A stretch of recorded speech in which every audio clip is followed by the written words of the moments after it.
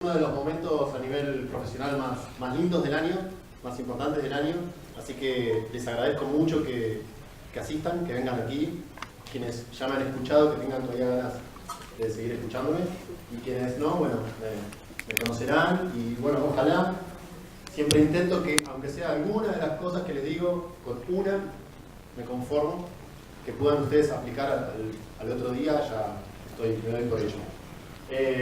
Perdonen así como la incomodidad, quienes vengan mañana la sala es más grande y más amplia y vamos a estar un poco más cómodos, igual vengan acostumbrando.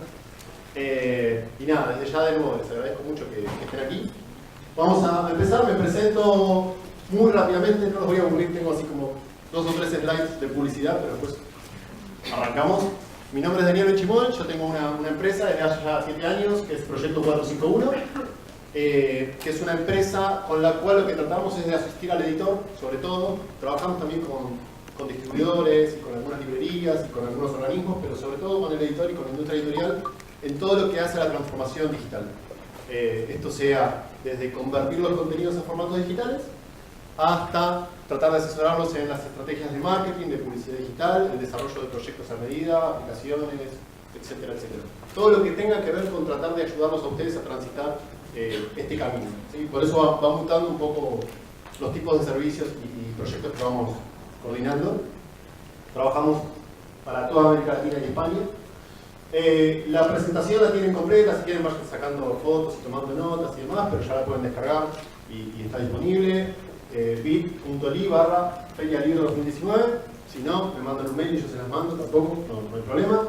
Agradezco aquí especialmente que todos los años me filman, así que va a estar la presentación completa también filmada y publicada en YouTube. Veremos cómo sale. Sé que soy un fastidio, que me muevo mucho y demás, pero bueno, vamos a ver cómo sale. Y las 2 o 3 diapos de publicidad rápida. La primera es el newsletter, que imagino que muchos ya lo reciben. Es un newsletter que nosotros enviamos todos los viernes, desde hace ya más de 300 viernes, con lo cual es mucho tiempo con información que tiene que ver con novedades para el sector y para la industria. Es totalmente gratuito y va a ser totalmente gratuito, así que se pueden suscribir y recibir la información. La segunda es algo que repartí un poquito en la entrada para quienes vinieron y ya me quedé sin tarjetitas, pero es algo que es de lo que más nos estaban reclamando o pidiendo en materia de formación y capacitación, y que es algo que vamos a estar, les pongo muy pronto porque va a ser en el plazo de mayo, junio, pero vamos a lanzar una capacitación muy profunda y muy intensiva sobre producción, distribución, comercialización de libros digitales. Así que nada, estén alertas. Y bueno, y el bombo de mañana, que por favor vengan, si ya saben, si les gustó esta, vienen mañana.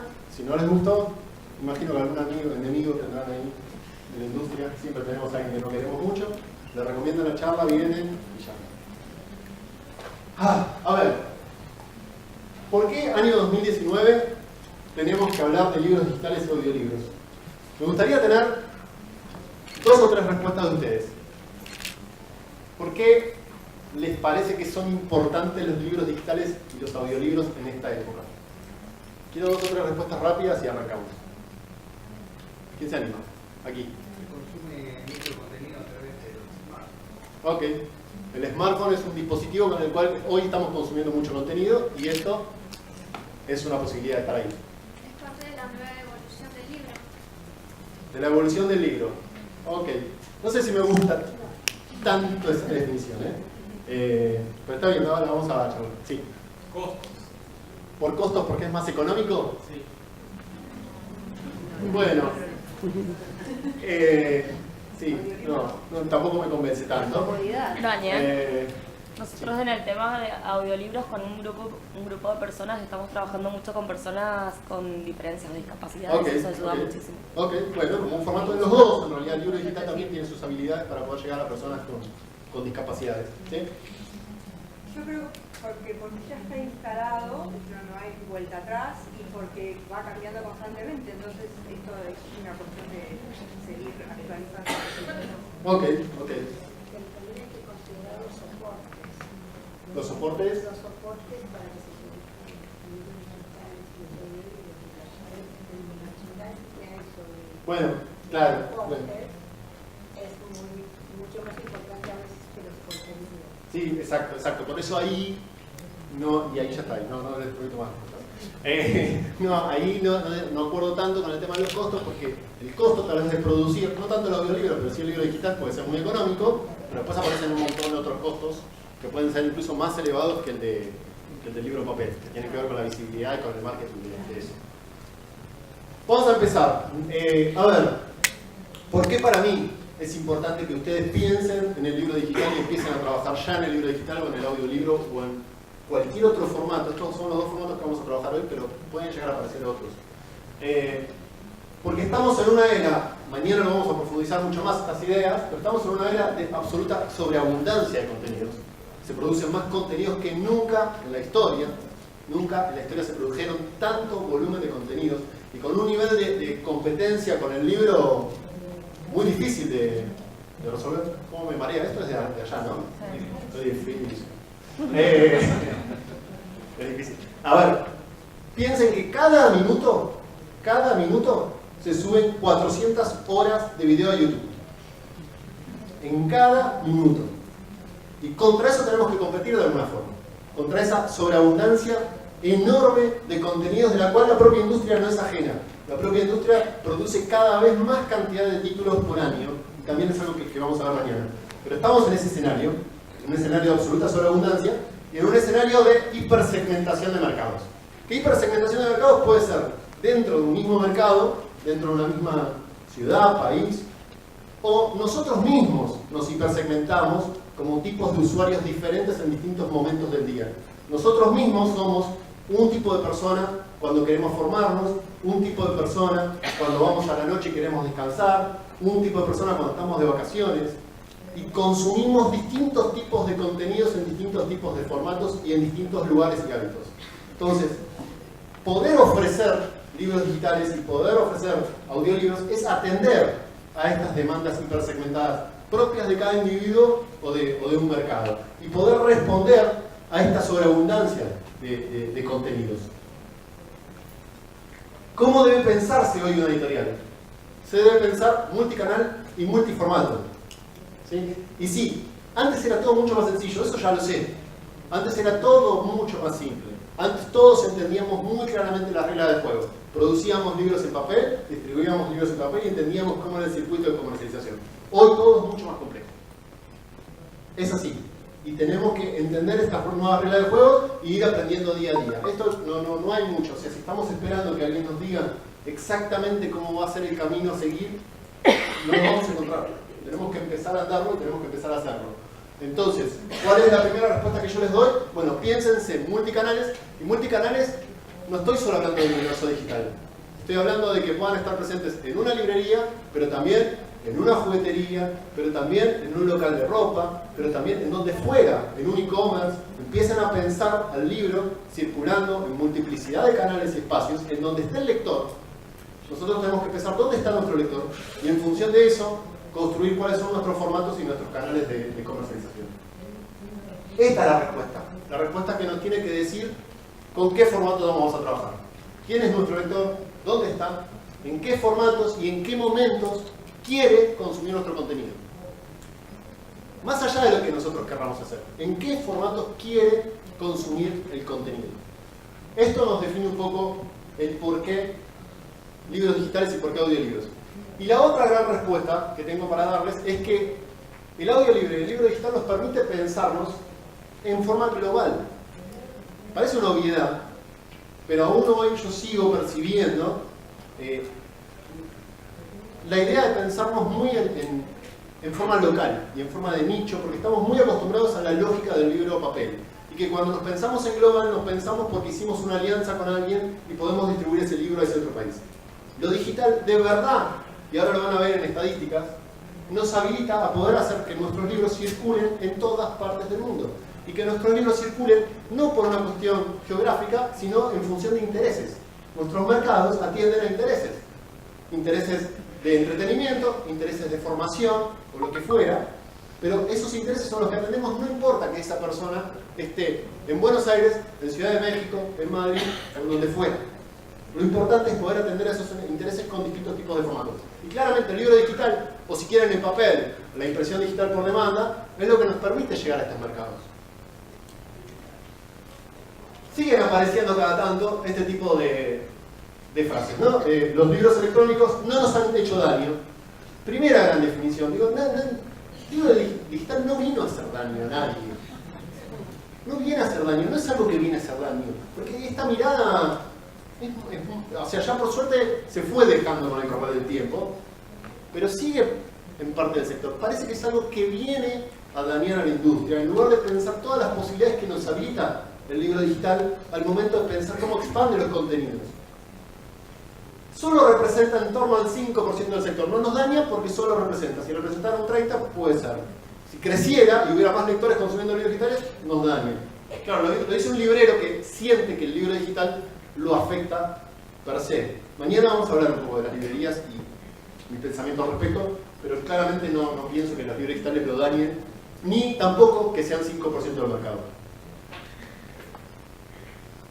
Estoy más alineado, si se quiere, con una mirada como la del CEO de Penguin, que Penguin Random House, bla bla bla bla, el termo no entra en la pantalla, mientras sigan comprando. El ebook no es un peligro, como tampoco lo fue el libro de bolsillo en relación al libro de tapa dura. Mi preocupación es aumentar los ingresos de esta industria, llegar al máximo de lectores, y las amenazas no provienen de cómo se consumen los libros. ¿Dónde están las amenazas, las reales amenazas? Porque yo lo que siento es que, y perdonen esta introducción conceptual, después nos vamos a meter en las estadísticas, pero lo que siento es que perdimos mucho tiempo. Que perdimos mucho tiempo pensando que el libro digital venía a dañar al sector, que las nuevas tecnologías vienen a dañar al sector, y no nos focalizamos en lo que es realmente, lo que desde mi perspectiva es importante, que es que por qué las personas dejan de leer contenidos y por qué las personas dejan de leer libros y cómo tenemos que trabajar para que lean libros, no importa que sea en papel, en digital o en formato de audio. ¿Sí? Si ustedes ven, acá yo les copio una encuesta que se hizo en 2017 en Argentina sobre consumos culturales, una encuesta similar que se hizo en Estados Unidos, en España se hizo el año pasado el barómetro, en diversos países se viene midiendo la lectura y cómo es el tiempo de los usuarios en relación a la lectura, sea en formato papel, digital o el que fuera, y el tiempo dedicado a la lectura va decayendo año contra año. Y las principales razones, en Argentina por ejemplo, y esto de verdad es increíble, pero es igual, es la misma foto prácticamente en cualquier país que tomen, más desarrollado o menos desarrollado económicamente, es ¿por qué no compran libros? La mitad porque no les interesa. O sea, acá el problema no es el libro digital o el audiolibro. La mitad dice no compro libros porque no me interesan. Y un 20% que siempre está en esa cifra en cualquier país del mundo, 20, 25, 30, porque no tienen tiempo. Esta idea de que no tienen tiempo cuando las 24 horas han sido siempre durante toda la historia las mismas 24 horas. Claramente lo que no tenemos es el tiempo frente a una oferta de contenidos tan descomunal. Y tenemos que elegir a qué le dedicamos tiempo. El costo, el precio, lo que me sale comprar un libro o acceder a los libros, suele ser el 10% o más abajo en las razones o en los motivos por los cuales no se consumen los libros. Entonces, ¿es el libro digital un negocio hoy? ¿Crecen o caen las ventas de los libros digitales? Vamos a tratar de responder un poquito a esto. Hay un poquito más de lugar, pero tienen que tener como ganas y calor. Allá, no sé, me parece.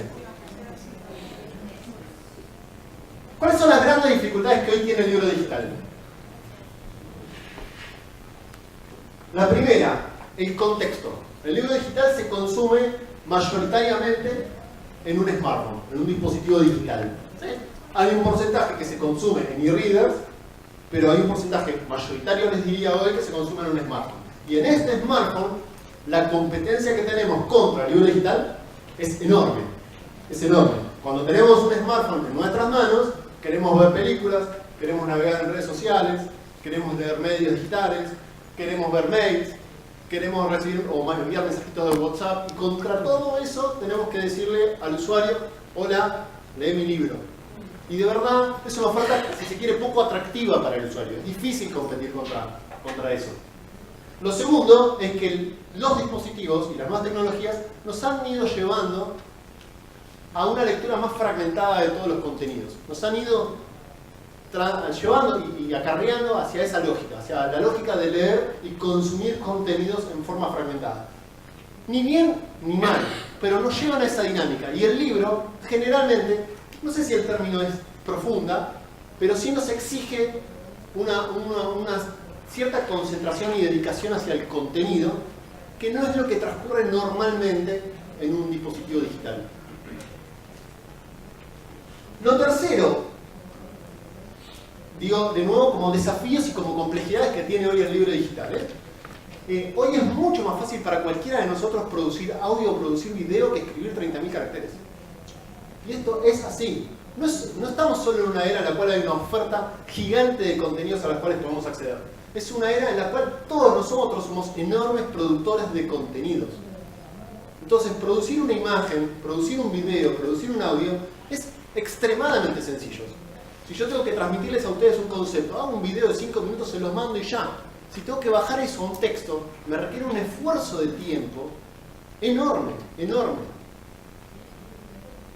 Y después yo siento que hay una serie de tareas que están pendientes dentro del propio sector que hicieron y que son un desafío hoy a superar y que hacen que el libro digital no termine de ser lo que debería ser, que yo igual creo que es. Uno es la falta de digitalización de contenidos. Sin oferta no hay demanda.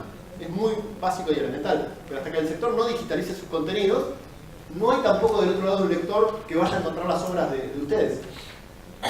Y lo segundo es, ¿cuántos recursos destinamos al negocio digital? Sea el libro digital, el audiolibro o lo que fuera. Y esto me pasa en todos los escenarios en los que trabajamos nosotros. Sea una gran editorial con, no sé, una plantilla de 100 personas o más, o sea una pequeña editorial con 3, 4, 5 personas. ¿Cuántas personas, cuántos recursos se destinan al producto digital y cuántas se destinan al producto físico papel? Claramente, venimos de producir contenidos en papel, tenemos una estructura pensada para eso, y aparece esto nuevo, lo cual empezamos de a poco a destinarle recursos. Pero no le esperemos magia al libro digital. No sé por qué alguien está esperando que, porque alguien le dedique un día del mes a revisar los libros digitales y subirlos a una tienda, se va a llenar de plata haciendo libros digitales. No funciona así. Requiere incluso hasta más esfuerzo que el libro en papel. Algo muy curioso, que va un poco en relación con lo que les conté recién, es, fíjense, la cantidad de páginas que tienen, esto es en Estados Unidos, estas cifras, como no hay acá un estudio parecido, probablemente estén y hay que hacerlo, pero no hay un estudio parecido, pero la cantidad de páginas que tienen los bestsellers en Estados Unidos, desde el 2011 al 2017, en promedio bajaron de 470 a 280. Fíjense el efecto que tiene lo digital, por llamarlo de alguna forma, en el producto papel incluso, ¿no? Cómo se fue pasando de libros que de media, como bestsellers, tenían 400 o 500 páginas a 200, 300. Y esto es un poco lo que les decía recién. ¿Cuánto se digitaliza en América Latina en particular? Apenas un 20% de las novedades. Hasta que no haya una oferta más interesante, también va a ser difícil que el libro digital madure y se desarrolle más. Infinidad de cosas que pueden entrar dentro de ese abanico. Desde aplicaciones interactivas, aplicaciones de realidad aumentada, hay infinidad de formatos y variantes. Yo hoy me voy a concentrar no en esto. Esto fue uno de los primeros desarrollos de libros digitales. Un libro con cajita y con un disquete adentro que te traía Jurassic Park. Una linda experiencia en el libro digital. De verdad existía alguien que se le ocurrió eso. No me voy a concentrar en eso, me voy a concentrar específicamente, voy a avanzar y vuelvo para acá, en este formato, que es el EPUB, que es el que naturalmente hoy se entiende como libro digital. Vuelvo para atrás, ahora vuelvo con esta diapo que es muy clarificadora. Tenemos que entender que las mismas recetas no aplican a todo el sector, y que las mismas recetas no van a ser traducibles, sobre todo en una industria que requiere ser mucho más versátil, ser mucho más hipersegmentada, como les decía al principio, pensar en múltiples formatos, pensar en múltiples canales. Entonces, cuando hablamos de libro digital, no va a ser la misma respuesta que vamos a encontrar para el libro infantil, para el libro de cocina, para el libro técnico, para el libro de ficción, para el libro educativo escolar. Cada uno va a tener una respuesta muy diferente y con mercados y dinámicas y modelos de negocio muy distintas. Si eran diferentes en el mundo en papel, en el mundo digital lo son muchísimo más diferentes. Para concentrarme yo hoy me voy a concentrar en esto, ¿sí? En el libro digital como es tradicionalmente conocido, que es el EPUB. Esta gráfica a mí siempre me resultó muy clarificadora porque nos señala qué libros se parecen más a un libro y qué libros se parecen menos a lo que entendemos o percibimos como libro de papel. Y claramente el EPUB es lo que más, el EPUB y el PDF más todavía, es lo que más se parece a un libro papel. Y después vamos al desarrollo de lo que pueden ser aplicaciones o cosas mucho más sofisticadas que se alejan de la dinámica de un libro papel como formato. Cifras del mercado. ¿Vamos bien hasta acá? ¿Sí? ¿No se durmió nadie? Bien. Estados Unidos. ¿Qué vemos en Estados Unidos? El libro digital representa y se ha mantenido, si se quiere, en los últimos 4 o 5 años un 20% del mercado. Y se ha mantenido en esa cifra, subiendo, bajando. Incluso el año pasado los informes dicen que bajó un 3,5%. Pero se mantiene en esa cifra, ¿no? Es un 20% estable del mercado. Y el audiolibro, que después vamos a desarrollarlo más, creció un 40%. Sin ser todavía esa cifra del 20% del mercado, pero crece y viene creciendo desde hace 4 o 5 años de manera sostenida un 25-30%. Algo que no le ha pasado nunca al libro digital. El libro digital ha tenido un crecimiento en un momento, pero en general ha sido una planicie. Estas son las cifras que generalmente circulan. Estas son las cifras que generalmente se distribuyen en los medios, que se debaten y que circulan dentro del sector, porque son las cifras que la propia Cámara de Editoriales en Estados Unidos produce y difunde. ¿Cuál es el problema que tienen estas cifras? Primero, cuando hablamos del libro en papel, que el libro en papel yo acá no lo señalé, pero el libro en papel marca un 7% de crecimiento y acá un 1%. En general, como que también marca, siempre tiene esta tendencia este informe. El libro en papel sigue creciendo un 5, 6, 7%, el libro digital se mantiene o cae, el audiolibro aparece como una explosión. Siempre como que se viene haciendo esa lectura desde hace 2 o 3 años. El problema es, en papel, ¿qué es lo que crece? Y ahí es cuando tenemos que analizar que esta industria tiene una diversidad muy grande. En papel lo que crece, en Estados Unidos en particular, fue el libro de política y el libro infantil. Eso fue el año pasado. Ahora, cuando hablamos del libro de ficción, hace 3-4 años que viene en caída permanente, y sobre todo en determinados géneros, es muy abrupta la caída. Y hay géneros en los cuales nos metemos y comparamos libro de papel versus libro digital, y tal vez el libro digital llega al 50% del mercado. Tenemos que ser cuidadosos y analizar muy bien nuestro sector, cómo se encuentra con respecto al libro digital. El 70%, mire qué número, el 70% de las ventas de ebooks no están englobadas en las cifras que dan ninguna de estas cámaras. Porque son libros que hoy se están produciendo, vendiendo y leyendo, pero que no produce el sector editorial tradicional. Esto es muy importante. Y lo siguiente es que muchas veces este tipo de informes, como por ejemplo el que hace la Federación de Editores en España, o incluso las cámaras de aquí en Argentina, muchas veces están basadas en encuestas. En preguntas de ¿cuánto vendiste el año pasado?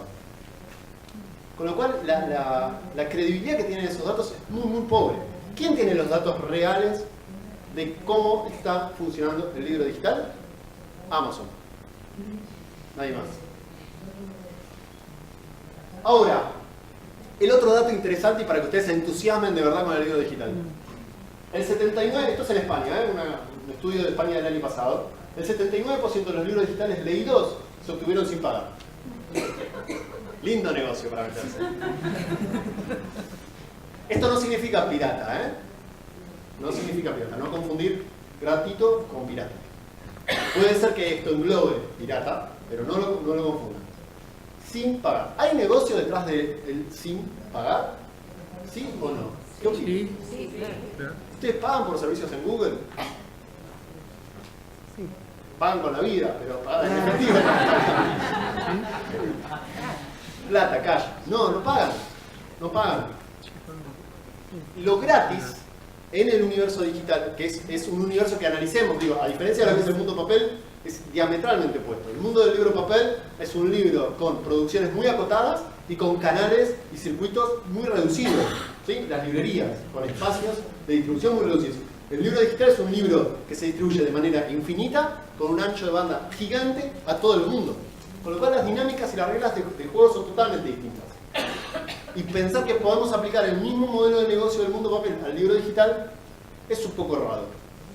Entonces, detrás de esto empieza a aparecer algo que para mí es, si se quiere, la verdadera métrica de lo digital, que es el uso versus la propiedad. Y eso es lo que nos hace difícil llevar adelante este negocio. No estoy diciendo que esto sea fácil, ¿eh? En ningún momento lo digo y lo voy a decir. Pero claramente el desafío está acá. El desafío está en que ustedes hasta ahora vendían propiedades, objetos. No importa qué después pasaba con ese objeto.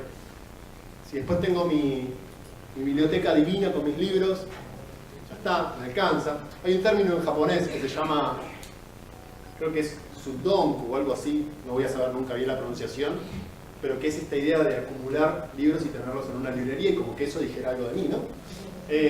Pero en definitiva a ustedes ese negocio les cerraba perfecto. En lo digital ese negocio no sirve, no funciona. Necesitamos que nos lean, sí o sí. No me sirve de nada que una persona haga un clic y se descargue ese libro. El negocio pasa cuando tengo una persona que me lee, me consume, me comparte, me difunde. Y ahí es donde aparecen plataformas que hacen negocio con esto. Mañana vamos a hablar mucho de esto, ¿eh? De Wattpad. Wattpad es una plataforma, la verdad que es apasionante por donde lo miren, y para mí es una empresa que ha desafiado mucho más de lo que ha desafiado Amazon las reglas de juego del negocio. Es una plataforma que hoy tiene 70 millones de lectores activos leyendo en digital, pero que no se contemplan en ninguna cifra de mercado del libro digital. Que publican o tienen publicado 500 millones de historias. Imagínense lo que es eso. Hay 500 millones de historias publicadas y hay contenidos en más de 50 idiomas. Mañana vamos a profundizar bastante más sobre esto. Pero esto no se contempla en ninguna métrica del sector.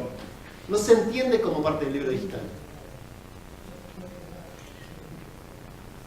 ¿Cómo es el ecosistema del libro digital en forma más tradicional? Tenemos editorial, lector, que es lo único que se conserva, y lo que conocemos todos, o más o menos. Y aparecen distribuidores. Hay muchos distribuidores en el mundo. En lengua española los dos más importantes son Libranda y Bookwire, los dos que han trabajado en el mercado de la lengua española. Y después aparecen una infinidad de canales, son muchísimos más que estos, con muy diversos modelos de negocio. Desde un Amazon, Apple o Google o Kobo, que venden libros de forma casi tradicional, diríamos. O sea, ponen el libro con un precio, del otro lado alguien lo paga y se descarga ese libro y lo lee. Plataformas como 24 Symbols, Script, Nubico o Kindle Unlimited, que es de Amazon también, que ofrecen más un sistema de tipo Netflix. El tipo Netflix siempre funciona para explicar todo. Fácilmente todos lo entendieron. Pero es pago un abono y leo lo que quiera. Vuelvo al micrófono. Y en Odilo o Overdrive, que son plataformas de préstamos o de sistemas de biblioteca, ¿no? Y préstamos bibliotecarios que ahora vamos a profundizar.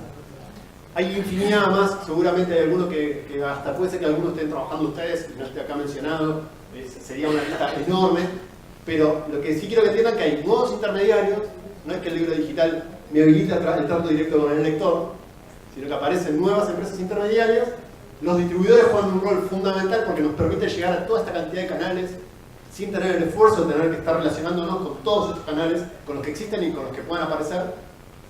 Y hay distintos canales que promocionan distintos modelos de negocios y en algunos tipos de libros funcionan más unos y de otros. ¿Sí? Y ahora vamos a ver un poco las métricas de esto. Comentario al margen de algo que me pasó con Amazon hace muy poquitos días y que me pareció fantástico. Como en general las cosas que nos suceden como usuarios. Después podemos detectarlo desde otro punto de vista, pero como usuarios tiene cosas que son fantásticas.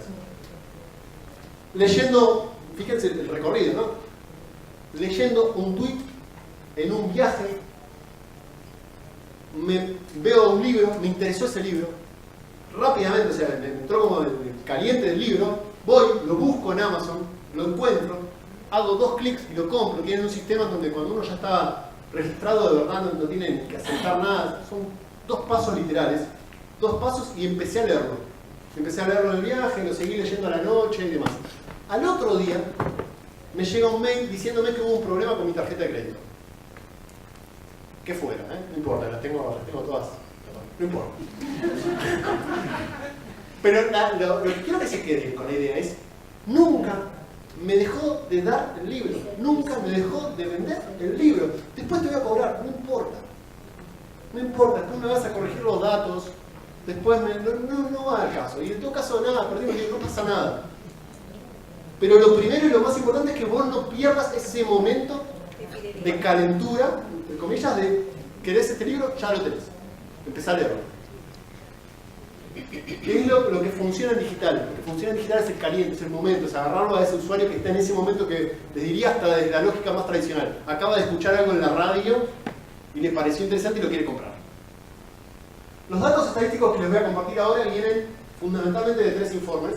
Uno es el informe de Bookwire, que tiene semanas de haberse publicado, que es uno de los distribuidores de los que les hablaba. El otro es el informe de Libranda, que ya tiene un tiempito más, no han hecho una actualización todavía de este informe. Y el otro es el barómetro del libro digital, que es un reporte que se viene haciendo anualmente en Europa y que es, la verdad, muy interesante porque conjuga las cifras de toda Europa. Y de todo esto saco algunas conclusiones y datos de lo que le pasa al libro digital, para que ustedes tengan presente y sepan por dónde dirigirse. Primero, las ventas, esto es primero España y después Latinoamérica. Las ventas en España, año contra año, crecieron un 50-60% y van en ese crecimiento. Y es muy distinto lo que pasó, o lo que está pasando en Estados Unidos, en donde ahí sí se quiere una cierta planicie, de nuevo, del propio sector, no de otros actores, pero del propio sector sí, de lo que está pasando en España, que hay un crecimiento, y en donde es difícil saber cuál es la cifra exacta del mercado, porque depende de quién lo diga, fluctúa mucho, pero podemos establecer que tranquilamente están entre un 10 y un 12% del mercado. Ahora, lo primero que quiero que se queden ustedes como dato es, la mitad de las ventas digitales de editoriales de España se realizan fuera de España. Y ahora van a ver un circuito muy parecido a de América Latina. Esto es lo global. Esto es lo global. Lo primero que me permite a mí como lector acceder al libro digital es a libros que hoy no están en mi circuito de libro físico y que los quiero igual. Lo global. Dentro de esto, México lidera claramente con un 15% y hay un 20% de esas ventas de títulos españoles que se producen en el resto de los mercados. Yo acá les comparo 2 gráficos, uno es de Bookwire y el otro es de Libranda, y la verdad que coinciden bastante. Para que tengan un mapa, Bookwire distribuye a unas 400 editoriales que en general son medianas a pequeñas, tiene algunos sectores grandes, pero en general son ese tipo. Libranda tiene la distribución de los grandes grupos, por lo menos de Planeta y Random, en lo que tiene que ver con el libro digital, y de algunas otras editoriales más, y tiene un grupo más acotado, serán unas 300 o menos editoriales, pero el conjunto, si las dos tienen una temperatura parecida, nos está hablando de que algo está pasando de manera similar. Esto es América Latina. El 60% de las ventas digitales de América Latina ocurre fuera de los países propios, ¿sí? O sea, el 60% de lo que vende una editorial en México ocurre por fuera de México, y así en cada país. Lo global es fundamental para pensar el libro digital y para pensar justamente esta idea de que complementa al negocio del libro en papel. El 37 se realiza fuera de la región de América Latina. El 16 en Estados Unidos, que también es un mercado súper interesante para algunos tipos de contenidos. Estas generalidades a veces no sirven, pero para algunos tipos de contenidos el mercado de Estados Unidos es muy interesante, y el mercado de España. ¿Cuál es el dato que tienen que tener muy patente? En el último año, sobre todo, crecieron mucho 2 modelos de negocio. Uno, la suscripción, que fue un modelo que al principio parecía que no terminaba de funcionar en el modelo del libro digital, y hoy ya establece un 15 a 20% del negocio del libro digital. La suscripción es abono tipo Netflix, o la biblioteca digital, que lo que está pasando con las bibliotecas digitales es muy interesante. Este es el ejemplo, el más claro de todo, que es la plataforma en España, que se llama eBiblio, que alimenta todas las bibliotecas en España. Es una biblioteca que hoy ofrece 20.000 libros a sus lectores, que dio 1 millón de préstamos en el 2018 con un incremento de un 100% con lo que fue el año anterior. ¿Sí? Y este tipo de cifras no están contempladas demasiado en el sector. No son cifras que se toman como venta del libro digital, pero son ventas concretas. Sí. ¿Sabés si siguen teniendo restricciones de la cantidad de veces que pueden prestar cada sí? Sí, y eso es, lo sienta un poco la editorial. Voy a explicarlo así como muy rápidamente, pero es complejo y tiene miles de aristas.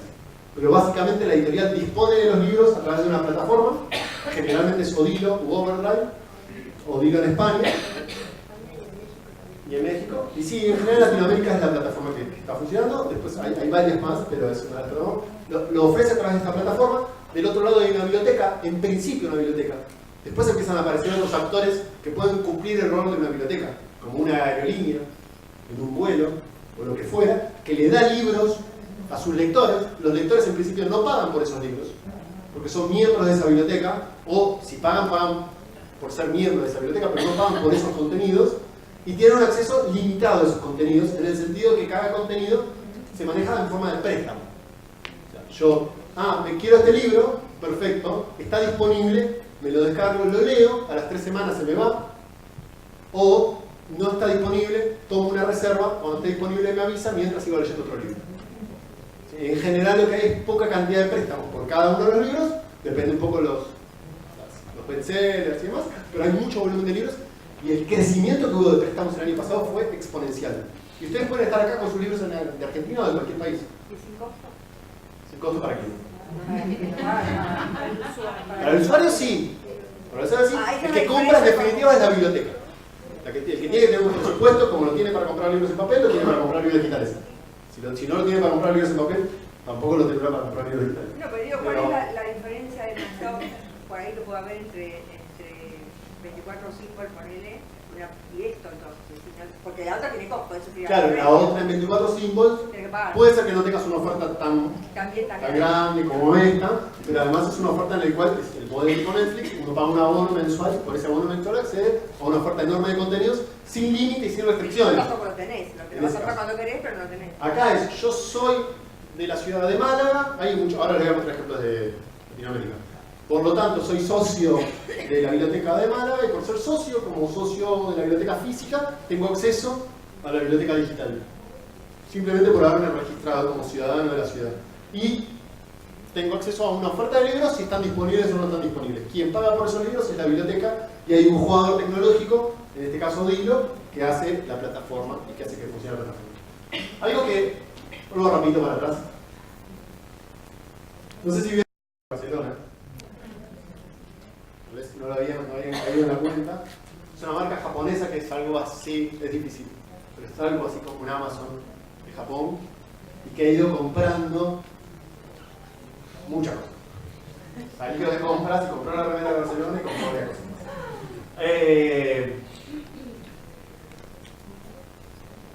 Pero fíjense el modelo, digo, creció 30.000 usuarios. Es un modelo que tiene y que ha tenido muchas críticas, a pesar de esto. Ha tenido muchas críticas y muchos reclamos del sector, de los ministerios, de los ciudadanos. Pero así todo, despacito se ha ido desarrollando, se ha ido consolidando y generar 1 millón de préstamos a lo largo de un año es un movimiento sumamente interesante. Y acá tienen algo que también es un dato de color muy lindo, que es que la media de un usuario a lo largo del año son 12 préstamos. O sea, es un lector sumamente, por lo menos medianamente intenso. Este es el caso de Overdrive. Overdrive en Estados Unidos hace 5 años que viene creciendo a tasa de 2 cifras. 20%, 25, 18, 15, 20, 25. Viene creciendo todo el tiempo de manera permanente. El año pasado registró 185 millones de préstamos, comparado con el millón de España. 185 millones de préstamos, atiende a todas las bibliotecas y universidades en Estados Unidos. Es un monstruo muy importante. Y también tiene un crecimiento muy fuerte del préstamo de audiolibros. Muy fuerte. Y el caso más lindo que tenemos en la región es el de Chile, que para mí es un caso insignia ejemplo, porque hoy tiene 50.000 usuarios activos consumiendo contenidos y se prestaron cerca de 300.000 textos en 2017, que es la última cifra que tenemos cerrada. No tenemos una cifra cerrada de 2018, pero probablemente haya sido mucho más, porque la verdad que viene creciendo de una manera muy sostenida.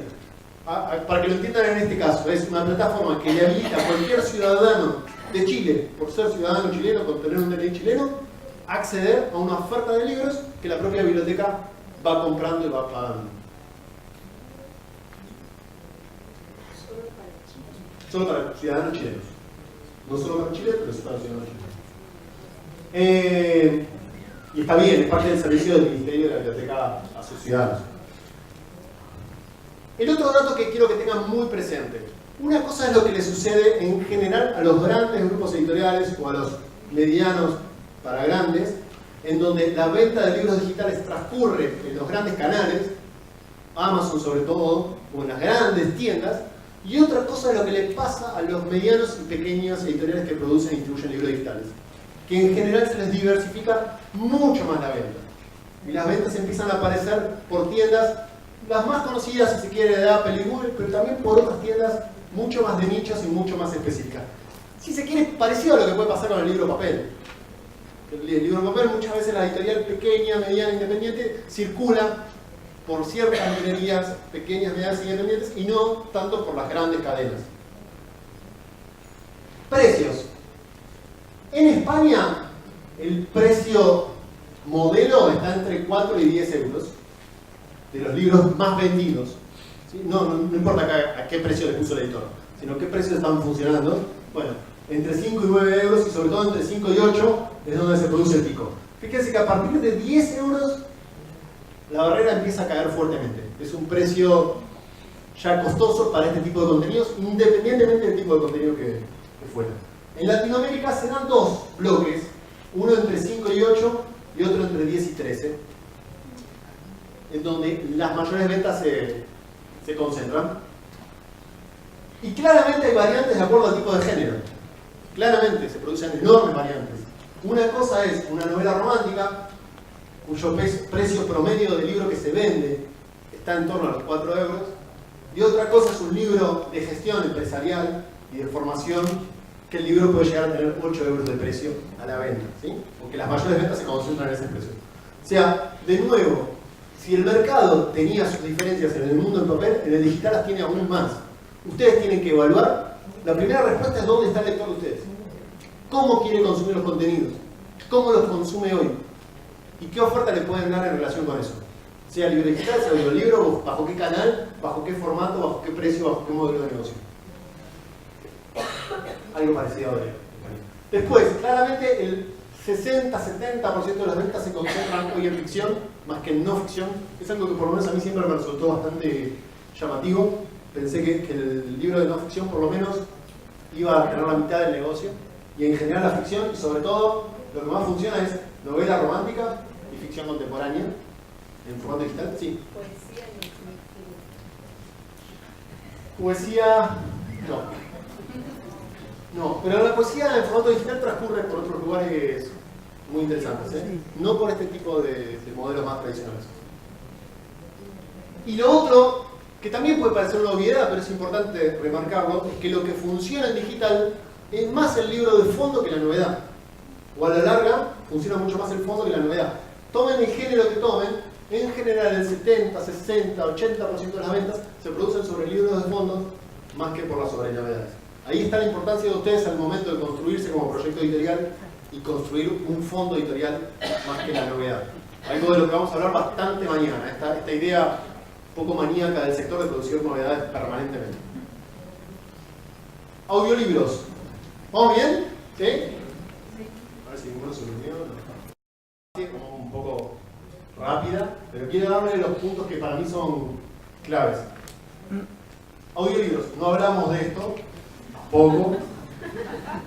El audiolibro es un formato que se viene explorando hace mucho tiempo y hubo quienes lo pensaron así.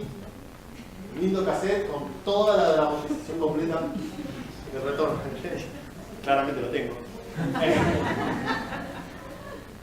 Y la otra, perdonen la chicana, ¿no? Pero ¿en dónde quedó el tema del olor del papel? Porque con el libro digital me cansé de leer argumentaciones que iban en contra de lo que era el formato. y en contra de y a favor de lo hermoso que era la experiencia de lectura en papel y lo agradable del olor del papel. Con el audiolibro no está apareciendo esa comparación. O sea, la verdad que los felicito que no esté apareciendo esa comparación. En general, o sea, y aparte veo que el sector está abrazando mucho más este formato y lo agradezco. Tal vez el libro digital tuvo que sufrir mucho para que esto pase hoy. Pero de verdad, digo, dejemos las cuestiones como muy de formato de lado. Concentrémonos en lo que ustedes producen. Producen contenidos para lectores. No producen, y perdonen que sea como muy explícito y yo sé que no es así, pero para que entiendan la idea. No producen tinta sobre papel. Producen historias, producen ideas, producen contenidos. Y esos contenidos, en un momento, y hoy también, tienen una importancia muy fuerte en un formato que es el papel, pero pueden tenerlo en múltiples formatos y bajo múltiples canales y soportes. ¿Por qué hoy hablamos de audiolibros? Bueno, es la combinación de un montón de cosas que están transcurriendo. La combinación de un montón de cosas. El smartphone, como un dispositivo clave en nuestras vidas, cualquiera de nosotros pasa, y no necesito preguntarles, pasa de 2 a 3 horas de media por día con el celular. La aparición de los sistemas de detección de voz que tienen los dispositivos, prácticamente un 30% de las búsquedas que hoy se hacen en Google se hacen con voz.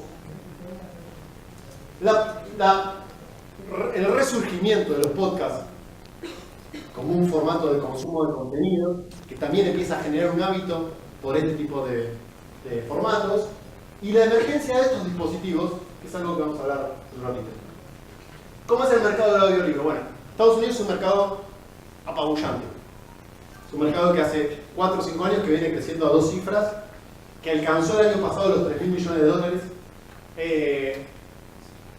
promovido fundamentalmente por Amazon como gran articulador de distribuidor de negocios, pero hay un montón de jugadores en el medio. Se publican en Estados Unidos cerca de 45.000 libros audiolibros por año. Prácticamente un cuarto de la población al menos escuchó un audiolibro en el último año. A fin del año y del año anterior, Audible había batido los 1.000 millones de horas escuchadas. Hay algo que a mí me parece muy interesante con el tema del audiolibro y que habilita a pensar otras cosas, que es la cuestión del tiempo. Y en una economía del tiempo es clave. El audiolibro nos permite pensar en la dinámica del tiempo y dejar de lado la dinámica de páginas. El tiempo es lo importante. Lo que tenemos que trabajar es porque nuestros lectores le dediquen tiempo a la lectura o al audiolibro o a lo que fuera, pero le dediquen tiempo. El tiempo es el parámetro. Entonces lo que mide Amazon no es cuántos audiolibros se descargaron, no es cuánta gente pagó su suscripción. Lo que fundamentalmente mide es cuántas horas de escucha hubo en la plataforma y si eso va creciendo o no. Porque lo importante es más el uso que la propiedad. Y ahora, ya hoy, abril 2019, es un enorme momento para el audiolibro. No lo va a hacer dentro de 3 o 5 años. Hoy es el momento del audiolibro. Porque hoy es un momento en el cual hay poco contenido en español, muy poco contenido en español. Y hay una demanda enorme. Esto en algún momento, dentro de 3 a 4 o 5 años, se va a estabilizar claramente. Y va a haber una oferta equiparada con la demanda y entrar en ese negocio va a ser mucho más difícil. En español tenemos a Amazon con cerca de 6.500 audiolibros de una producción de 450.000 en inglés. Fíjense lo que es un porcentaje muy chiquitito. Amazon este año está lanzando su versión en español de la plataforma y se está presentando en España como la plataforma de audiolibros en español. Recién este año está dando ese paso. En España hoy significa un negocio de unos 5 millones de euros anuales y creciendo. Hoy el 60, casi el 70, les diría, está en esa curva de la oferta de contenidos que hay, está en lengua castellana, en castellanismo, y no hay menos neutro y latino. Pero esto es una curva que se va a ir, no les digo que se va a ir invirtiendo, pero se va a ir equilibrando mucho, porque las plataformas, tanto Amazon como Storytel, que ahora vamos a hablar, son plataformas que están apostando por esta forma de habla y por lo tanto están invirtiendo mucho en la producción de audiolibros de esta manera. Como datos para que tengan en referencia, el 40% tiene una duración de 1 hora o de menos de 1 hora, el 30% entre 1 y 3, y el resto a partir de 3 horas. Y esto es tal vez lo más atractivo para los editores, que es que cerca del 40% de los usuarios no leyó un libro en papel en todo el último año. Entonces es un nuevo lector al cual podemos llegar. Mi percepción con el libro digital es parecida. Tal vez no es a estas tasas, pero es parecida también. Estamos tratando de llegar a nuevos lectores bajo nuevos formatos y con nuevas lógicas. No estamos reemplazando una cosa por otra. Por suerte vamos superando el debate de reemplazar una cosa por otra, o la idea que no sé quién había dicho de la evolución. Son complementarios. ¿Cómo es el lector de un audiolibro? Esto es en base a lo que sabemos hoy que es un lector de audiolibros en lengua española. Con lo cual es el primero que avanzó en el consumo de este tipo de formatos. Pero es algo que va a ir evolucionando a medida que el mercado se amplifique y se haga más diverso. Hoy el núcleo más duro es una persona que está entre 18 y 45 años, 44 años, millennial puro, estoy acá, que tiene hijos y que son trabajadores a tiempo completo. O sea, no tienen tiempo para otra cosa que para escuchar audiolibros. ¿Es lector o es un consumidor de contenido Netflix? Es un consumidor de contenidos de historias y que en principio, ahora vamos a ver, pero uno de los argumentos que surgen de manera potente es: no tengo tiempo para la lectura. La lectura me consume un esfuerzo, en realidad, que no me da el tiempo y puedo consumir otro tipo de contenidos en otro formato. Eso, lo que vos estás tocando para mí es el tema central de lo que trataba de decirles al inicio. La discusión sobre si el libro digital iba a dañar o no iba a dañar a la industria, si el audiolibro bien, o Amazon o lo que fuera. En el fondo lo que estamos discutiendo es si las personas leen libros o dedican su tiempo a otra cosa.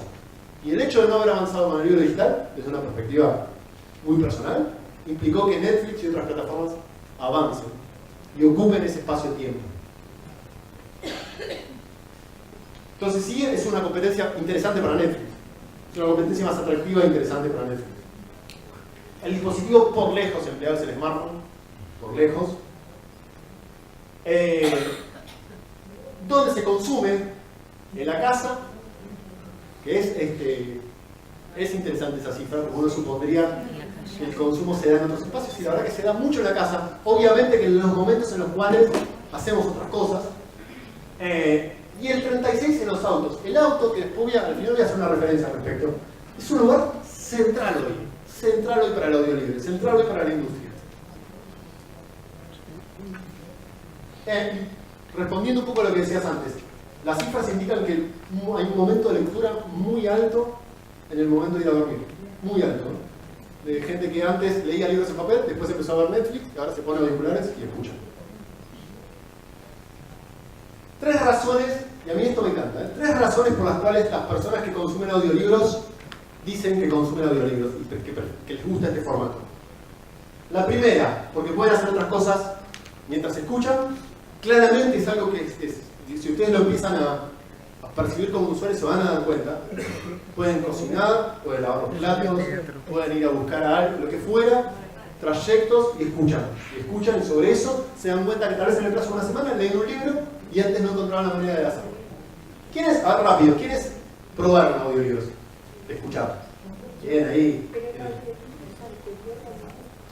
El audiolibro es anterior al libro en papel. No, el audiolibro es la oralidad que es anterior a cualquier formato. El audiolibro mata cualquier formato. Pero sí, claramente se exploró antes que el libro digital. Sí. Lo interesante es que se revive por el formato, por los canales, por los dispositivos. Aparece como un mercado interesante. Se quiere, y ahí es donde aparece el interés del sector. Segunda razón, porque se pueden escuchar en cualquier lugar. O sea, realmente puedo consumir libros, no importa en dónde esté. Y la tercera es la que a mí más me gusta de todas. Porque a las personas les gusta que lean. Nos gusta que nos lean. Nos gustaba de chicos y nos gusta también de grandes. Nos gusta que nos lean. Es un hábito totalmente distinto. También nos gusta. Eso no quita que sea menos lindo. Ese debate tampoco tiene demasiado sentido. menos lindo leer. Es lindo leer y es lindo que los lean. ¿Puedo agregar que también hay un cansancio de lo visual? A mí me pasa, por ejemplo. En un momento que a la noche no quiero ver más. Sí, puede ser. Eso también es parte del argumento que a veces se sigue con el libro en papel. La famosa como fatiga visual. Puede ser, no lo sé. No te podría dar una respuesta. A mí me parece que hay un poco de eso, depende un poco de la generación, depende de un montón de cosas. No lo sé. Claro, si te pasás corrigiendo todo el día, sí. ¿Cuáles son los géneros que hoy están más funcionando en audiolibro? Novela negra criminal, desarrollo personal, autoayuda, romántica, erótica. Si se quiere, son los 3 primeros géneros que más consumo hay. ¿Cómo es producir un audiolibro? Voy a ser muy rápido con esto, No les voy a explicar cómo producir un audiolibro en 5 minutos, pero para que tengan una idea bastante clara, estamos bien con esto. No, un audiolibro no es un mensaje de WhatsApp. Algunos se parecen, hay muchos mensajes que se parecen, pero no. Implica una producción, y una producción en serio. Cuando hablamos de audiolibro, implica una producción en serio. ¿Hay audiolibros de otro tipo, caseros? Sí, hay infinidad de redes. Hay redes que toman libros de dominio público y los hacen audiolibros de forma muy casera, los distribuyen en varios idiomas. Está buenísimo que eso exista, pero cuando hablamos del negocio y la industria y el audiolibro, hablamos de un producto muy profesional. Muy profesional que requiere, en principio, de una forma muy somera todos estos pasos. Requiere preparar el texto, no es que se sale a leer directamente, requiere editar el texto. Les voy a ir a lo más básico, que es según la página 24. ¿Qué página 24? Hay que reeditar eso y repensarlo para alguien que lo va a leer. Toda referencia, toda gráfica, toda explicación, hay que ver qué se hace, si se omite, si se transforma. Hay un montón de cambios que se producen en el texto para que pueda llegar a ser siquiera leído. No todos los textos pueden ser leídos y transformados a audiolibros. Hay que elegir la voz. A veces se ha experimentado con que sea el propio autor, pero para el autor tiene que ser un autor muy especial, es muy fatigoso, son horas y horas y horas de estudio, es muy cansador. Y son pocos los autores que tienen la capacidad. Una cosa es tener capacidad para escribir y otra cosa es capacidad para hablar. Y las ganas, y el esfuerzo y demás. Tienen casos, sí, obviamente, si tengo un Rolón, que es alguien que tiene como experiencia en el uso de la voz, claramente, bueno, vení y narrame tu libro. Pero cuando no se da, generalmente se toma a un locutor o a alguien que hace los dobladistas.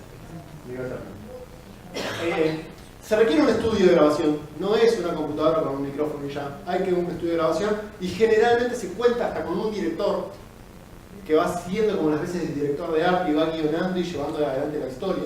Tiene que ser una historia soportable, entre comillas, para ser escuchada durante 3-4 horas continuas, entonces tiene que estar bien narrada. Después hay todo un proceso de edición, hay un proceso de corrección similar al que ocurre en el papel, con una grilla de alguien que lo escucha y va marcando en este párrafo, en este lugar hay que cambiar esto, corregir esto, se dijo mal la puntuación, se omitió este término y se va haciendo como una grilla de corrección similar a la del papel y después hay que hacer el cierre al final. Digo, es un proceso que demanda su tiempo y demanda su profesión para poderse hacer bien. ¿Cuánto cuesta? En general, para que tengan la media, son unos 300 a 400 dólares la hora terminada. O sea, un audiolibro puede estar entre 1.500, 2.000 dólares a 2.500, 3.000, depende un poco de la extensión, la complejidad, lo que le queramos agregar a ese contenido en cuanto a efectos, voces y demás, ¿no? Pero es un producto costoso, es un producto muy costoso. Hay infinidad de plataformas hoy dando vueltas, infinidad, yo me voy a concentrar en 3, pero hay infinidad de modelos de negocio y plataformas. De nuevo, piénsense en lo global. No piensen en, bueno, pero yo todavía no veo a nadie en Argentina vendiendo audiolibros. No importa, hay gente en España que está consumiendo audiolibros, hay gente en México que está consumiendo audiolibros, hay gente en Estados Unidos, el público hispano que está consumiendo audiolibros. Ustedes pueden estar ahí. Si el producto que tienen concuerda con los intereses de esas personas, ustedes pueden estar ahí. El primer gran jugador es Amazon, que acá Amazon tiene relación muy particular con Apple.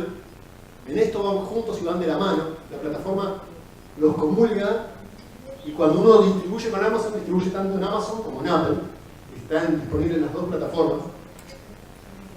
Les decía, Amazon se presentó este año, siempre desde hace varios años que tiene contenidos en español, pero oficialmente como plataforma latina se presentó este año y dijo, a ver, ¿con qué libro empezamos? Bueno, Harry Potter. Vamos con todo para adelante y se lanzó con la primera producción casi en exclusiva de Harry Potter. Amazon tiene dos modelos de negocio. Uno es la venta directa. Le pone un precio al audiolibro, la persona lo compra, lo descarga y lo escucha las veces que quiera. Lo interesante de esto es que Amazon pone el precio del producto. Olvídense de la ley del libro. Ni siquiera es, bueno, ponemos nada. Ellos ponen el precio del libro. No es que ustedes ponen una franja, no es que ponen ustedes una... No, ellos ponen el precio del libro.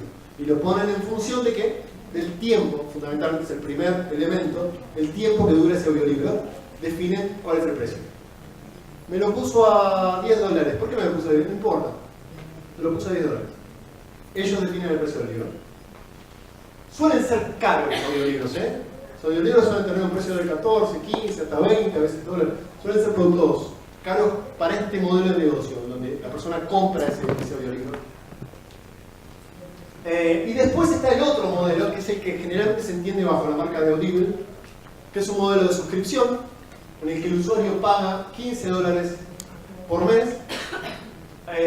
Funciona de maravilla en Estados Unidos, de maravilla porque además ellos lo empaquetan junto con otros servicios, muchas veces. Y en donde no es que el usuario, acá no es el modelo tipo Netflix, no es que el usuario puede consumir lo que quiera, tiene créditos. Y esos créditos los puede ir gastando en el mes en los contenidos que elija consumir. Claramente es un modelo en el cual paga menos de lo que le saldría comprar cada audiolibro de manera individual, pero no puede consumir lo que quiera y empezar a escuchar algo y si no me gustó me voy a otra cosa.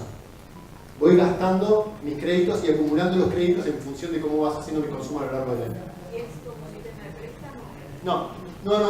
¿Te queda Me gasté ese crédito y me queda. ¿Ya te queda el Sí, audiolibro? sí. Sí, a ver, olvídense de la propiedad. No, pero te quiero decir, lo podés volver a escuchar. Sí, hasta que ellos quieran. O sea, esto se volvió a debate hace muy poquito con Microsoft. Microsoft hizo como un intento muy raro por volver a abrir una tienda de libros digitales dentro de su Windows. No le funcionó porque claramente no le destinó demasiado esfuerzo y lo cerró. Una plataforma como para que puedas seguir leyendo libros, nada. Desaparecieron. Y hubo casos parecidos con Amazon anteriores. No hay nada como propiedad. Ustedes son dueños de alguna película en Netflix o de alguna serie en Netflix. Si mañana Netflix se la saca, se la sacó y ya. Esa idea, ustedes tienen acceso a, pueden usar el servicio. Me adelanto a algo que les voy a decir mañana, pero están todos al tanto de la llegada de Disney, ¿no? Olvídense de Netflix. Si les parecía un monstruo Netflix o alguien que venía consumiendo el tiempo de lectura de las personas y demás, prepárense para Disney. Disney es Marvel, Disney es Fox, Disney es Star Wars.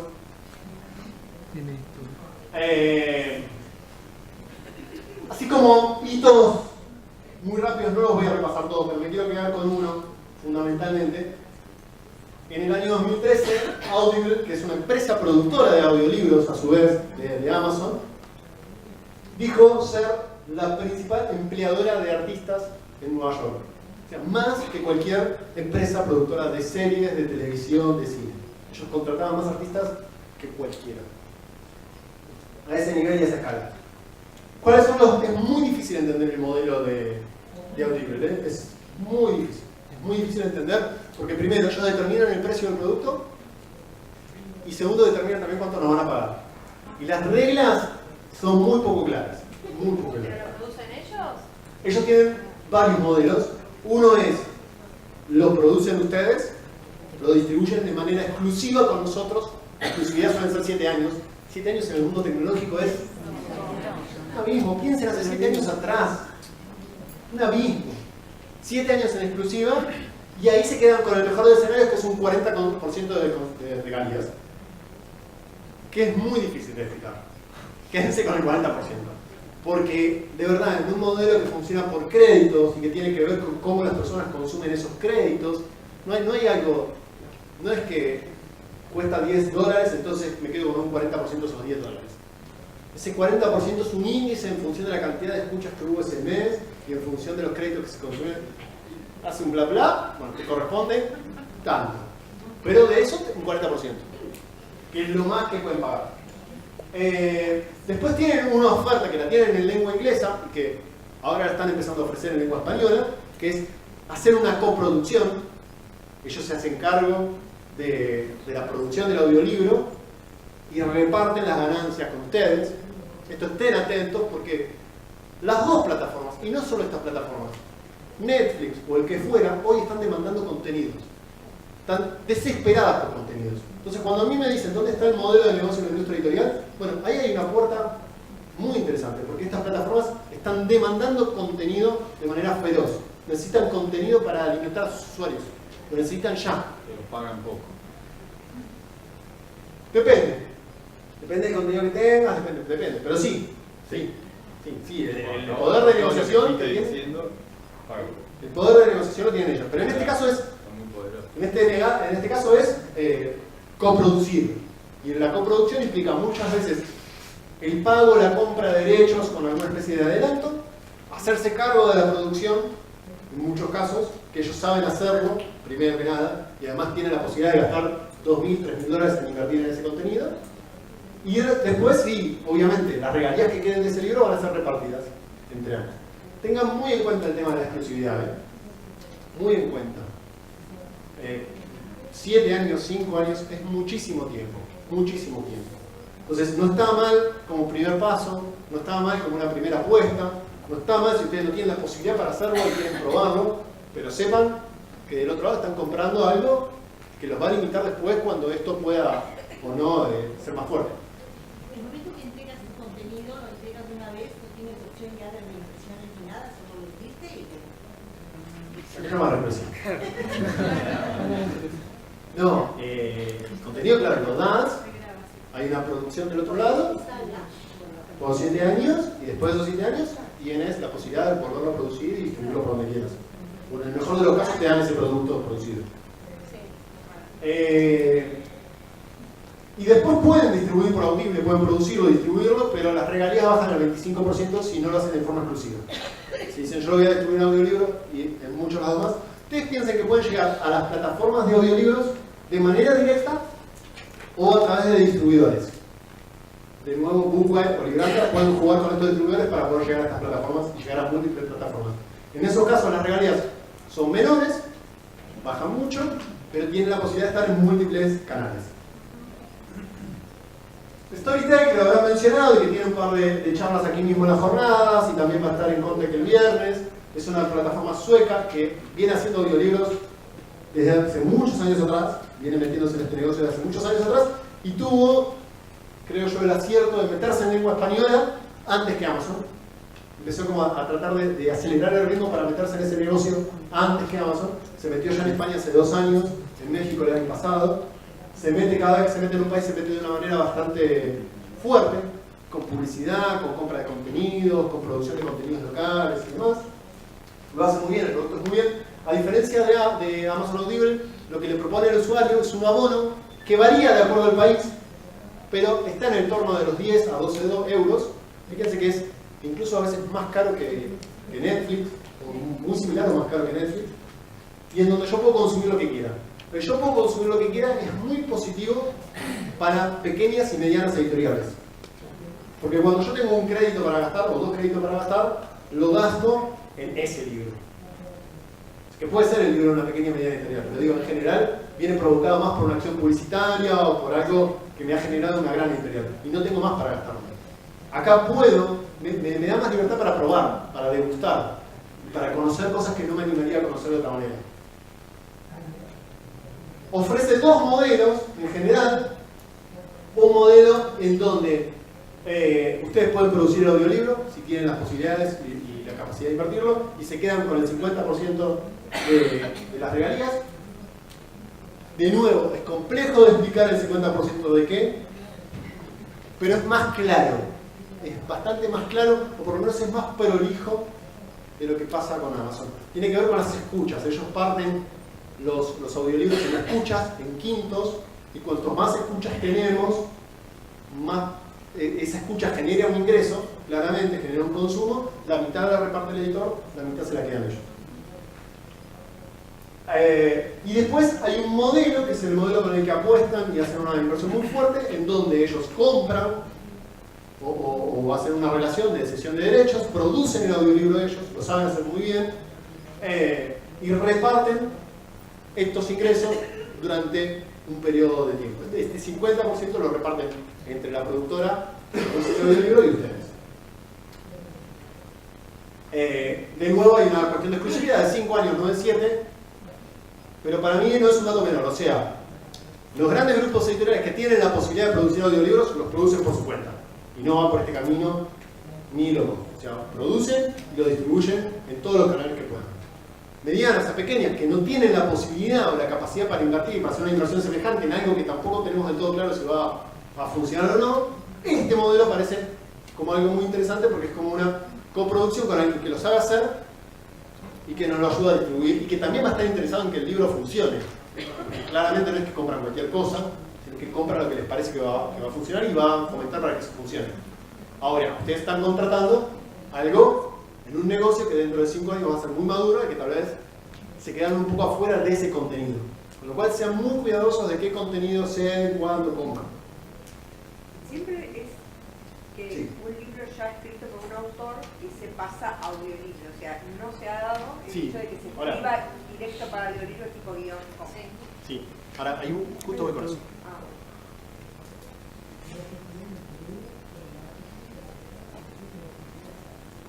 Tenemos dos casos. Uno es este, está justo. que son las historias originales seriadas. Es algo que mañana lo vamos a ver con el caso de... Mañana voy a profundizar mucho en el tema de audio, como formato, más allá de audiolibros. Es algo que profundizó mucho Spotify.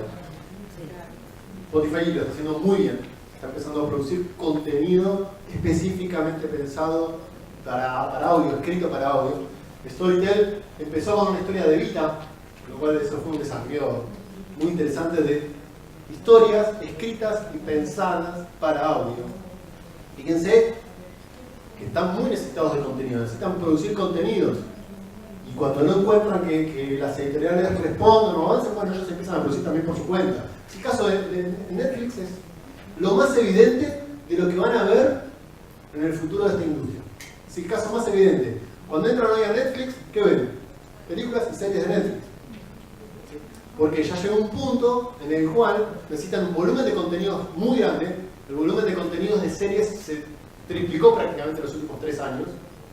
Y fomentado fundamentalmente por ellos, que necesitan un volumen de contenidos que la propia industria anterior ya no tiene la capacidad de producir y además que ya no está tan dispuesta a dárselos a ellos, para que ellos se queden con el negocio. Entonces empiezan a producir contenido. Y ahí es donde yo veo un lado muy positivo para ustedes. El contenido empieza a ser sumamente elemental para cualquiera de las plataformas. Y ahora voy a ir con otro ejemplo más.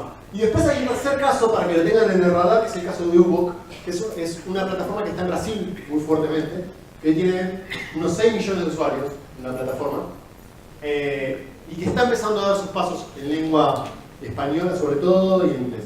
Es una plataforma también muy interesante con un modelo de suscripción y que creció mucho en lengua portuguesa.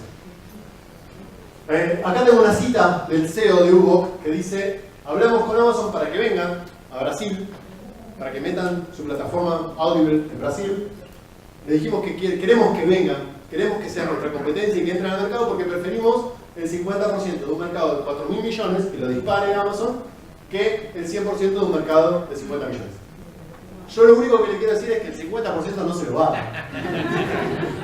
Pero bueno, se entiende la idea. La idea es que claramente a veces estos actores que los vemos tan negativos potencian el negocio para todos y hacen que sea bastante beneficioso para todos. El negocio se va a ganar el 80% o más ellos, pero bueno. Y este es el caso, el otro caso que va un poco al color de lo que viene pasando, que es y que ya viene pasando hace tiempo en lengua anglosajona, que es la publicación primero de audiolibros en inglés y después del libro en papel o del libro digital. Y esto empezó a pasar en lengua española también. O sea, libros que ya sabemos que van a producirse en papel, que se van a distribuir, pero se distribuyen primero en formato audiolibro. Y la experimentación que está haciendo Amazon con contenidos interactivos. Y empezó por un clásico de toda la vida, Elige tu propia aventura, en donde a partir del audio y a partir del diálogo con los dispositivos podemos ir avanzando con la historia. Hay varios modelos que van un poco en esta línea. O sea, el audiolibro es el principio de algo que va a ir evolucionando o juntándose mucho. Por favor, tengan muy presente esto, el auto. Tengan muy presente el auto. Si ustedes tienen propio o se subieron a algún auto que tenga CarPlay o cualquiera de estas plataformas móviles para autos, que la tienen hoy, la mayoría de los coches que están saliendo al mercado de mediana y baja gama, que tienen, si entran y ven, hay 10 aplicaciones de contenido, 5 aplicaciones, casi no hay aplicaciones de contenido. Hay radio, hay podcast y hay audiolibros. Es un momento tremendo para entrar y para estar acá, en este tiempo que tiene el conductor para manejar 1 hora por Panamericana hasta llegar al trabajo. Entonces hoy, si ustedes no están en esa oferta, no están ahí. Podrían estar como una opción más de consumo cuando la oferta o la propuesta que hay hacia el usuario es muy chiquita. Bueno, eso, muchas gracias. Quien quiera, nos quiera hacer algunas preguntas, no tengo ningún problema. Por favor, mañana a las 12, quienes puedan, el espacio va a ser un poco más amplio, igual véngase temprano, pero vamos a ver otras cosas, vamos a ver una mirada un poco más amplia de la industria y lo que le está pasando a la industria. Y cómo me parece que les puede ayudar de cara a futuro. ¿Sí? Muchas gracias,